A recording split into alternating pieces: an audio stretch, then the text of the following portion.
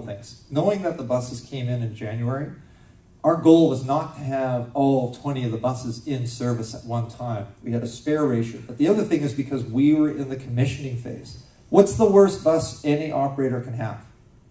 A bus that doesn't have 10,000 kilometers on it. It is the absolute worst vehicle. You have no idea what's going to break down. It could be a wiper, it could be a door, it could be anything. But you haven't broken that vehicle in. It's the biggest challenge. So when we were looking at it, we knew that there was going to be a challenge. But we were able to get some successes. You know, towards the end, you could see towards the end of the month, our performance on those buses was improving. We were getting up to the 19 buses.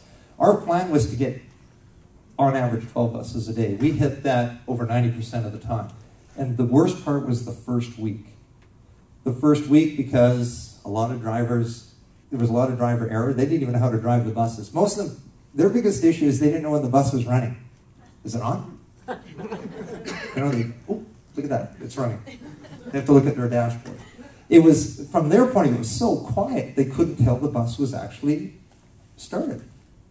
So, you know, they'd be running and bus isn't working, I need to change off, you know, forget it. So that was one of the big challenges we had. Our fuel consumption has been higher than we thought it was going to be, and we're still working with our partners to assess what's going on. You can imagine when we did the pilot, we were in that 9.5 range. So we're looking to see what's going on. And one of the contributing factors could be weather. It's colder during the winter. You know, they're really running on a lot of hills. And the routes that they were running on were hillier as well. From a passenger point of view, loved it. Really quiet. Easy to have a conversation with the person next to you. Amazing quiet. The drivers really started to embrace it. After they got used to it, how it worked, they loved it. This was, for me, really important. No major road failures. We never had to tow a bus. You can imagine that first week, and I tell you, that first week I had interviews with NBC Today Show, German TV, French TV, the BBC. And, you know, that first week, anything could have happened.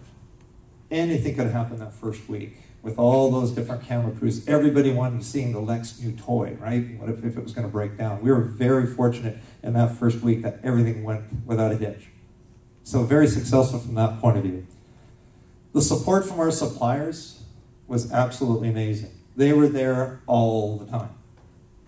They never left our side. They helped maintain the buses, make sure, provided the on-street support, anything we needed. Flyer, IC, and Ballard were there to help us out. They did a great job. We continue to operate them, and we continue to work with our partners to improve them.